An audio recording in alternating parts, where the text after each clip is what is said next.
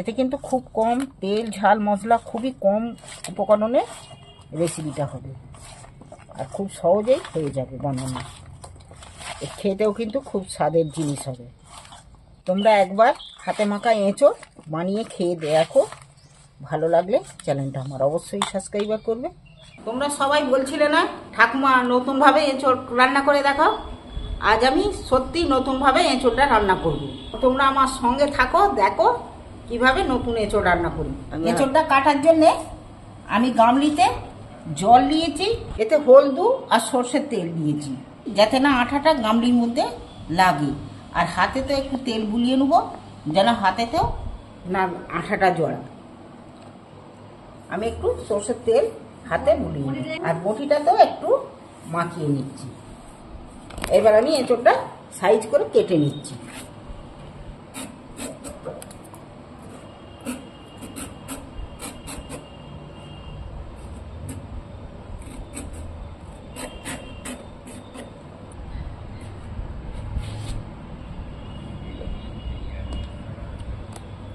এঁচোড়টা আমি এবার এই ভেতরের অংশটা ফেলে দিয়ে ডুমো ডুমো করে কেটে নিচ্ছি, একটু সাইজে বড় বড় করে কাটছি।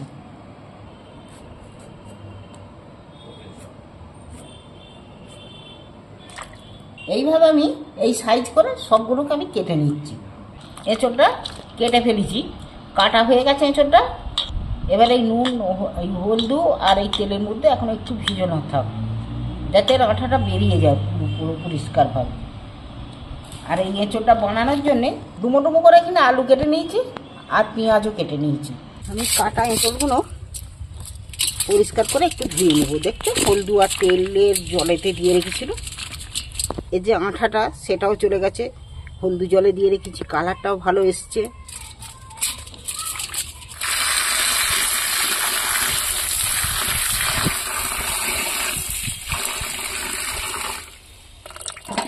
একটু জলটা ঝাড়িয়ে নেব আর একটা অন্য জায়গায় তুলে নেব। জলে সর্ষের তেল আর একটু হলদু দিয়ে, সামান্য হলদু দিয়ে এঁচোড়টা কাটলুম বলে একটুকু আঠা জোড়ালো না।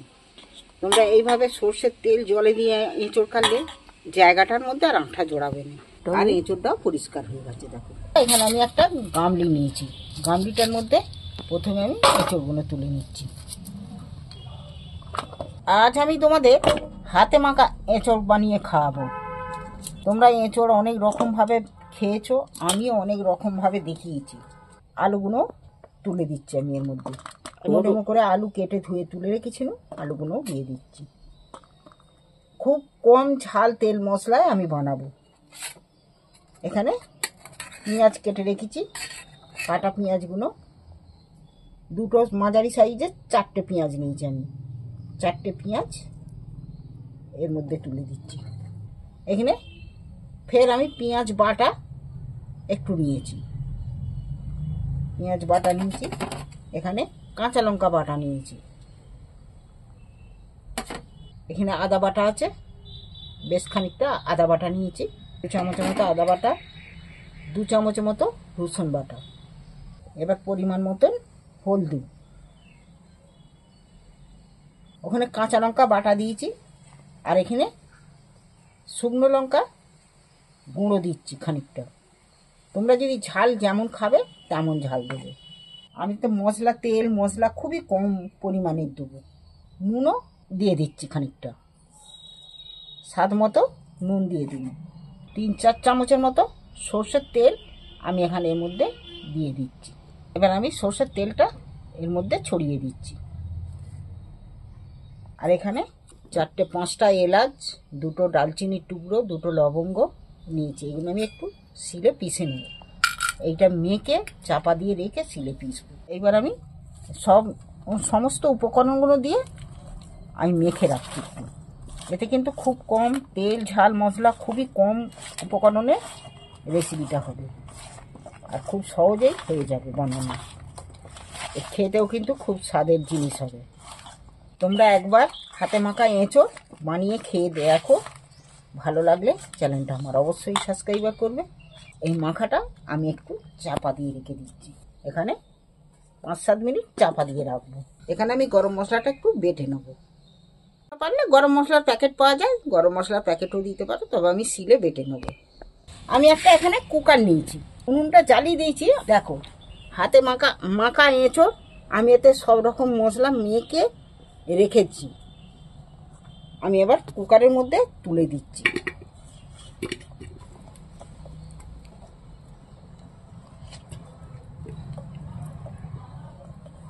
দেখো এবার আমি কুকার বসিয়ে দিচ্ছি।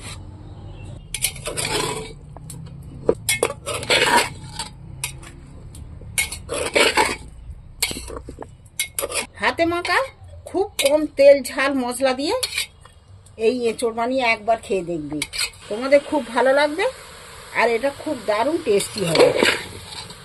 দেখো মশলাটা আমার কত কষানো হয়ে গেছে, দেখতে পাচ্ছ। পেঁয়াজটা গোটা গোটা দিয়েছিল, অনেকটা নরম হয়ে গেছে, গলে গেছে। দেখো এই গরমে তেল ঝাল মশলা খাওয়া খুবই কম করা ভালো, ভালো নয় খাওয়া। এই ঝাল কম মশলা দিয়ে এই রেসিপিটা একবার খেয়ে দেখবে ঘরে বাড়িতে বানিয়ে। যদি ভালো লাগে কম ঝাল মশলা, তাহলে আমার চ্যানেলটা অবশ্যই সাবস্ক্রাইবার করবে আর কমেন্ট করে জানাবে কেমন এইটা কম ঝাল মশলা দিয়ে কেমন রেসিপিটা খেলে। এই মেথডটা এইবার আমি জল দিয়ে দিচ্ছি। এইটা কাঁচা লঙ্কা বাটা আদা বাটার জল আমি দিয়ে দিচ্ছি। এটা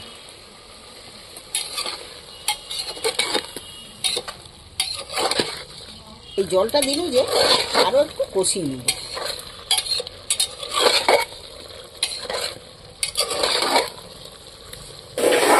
দেখো কষানো আমার হয়ে গেছে, এবার আমি পরিমাণ মতো জল দিয়ে দেবো এতটা সেদ্ধ হওয়ার জন্য। আর এখানে গরম মশলা বেটে রেখেছিলাম, গরম মশলা বাটাটা দিয়ে দিচ্ছি এর মধ্যেই। এইবার আমি পরিমাণ মতো জল দিয়ে দিচ্ছি।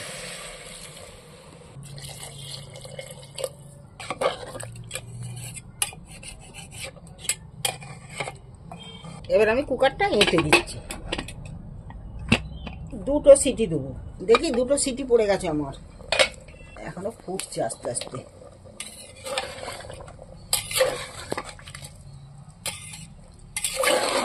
দেখো কম মশলা ঝাল মশলা এঁচোড়। দেখো এবার আমি তুলে নিচ্ছি একটা জায়গার মধ্যে। সেদ্ধ দুটো সিটি মেরেছি, সেদ্ধ কিন্তু খুব দারুণ সেদ্ধ হয়ে গেছে। দেখো একদম আলু হয়ে গেছে, দেখছো। এই রেসিপি যদি তোমরা বাড়িতে বানিয়ে খেয়ে তোমাদের ভালো লাগলে কমেন্ট করে জানাবে আর আমার চ্যানেলটা সাবস্ক্রাইবার করে দেবে। এই গরমেতে ঝাল তেল মশলা খুব কমেতে রেসিপিটা দেখো।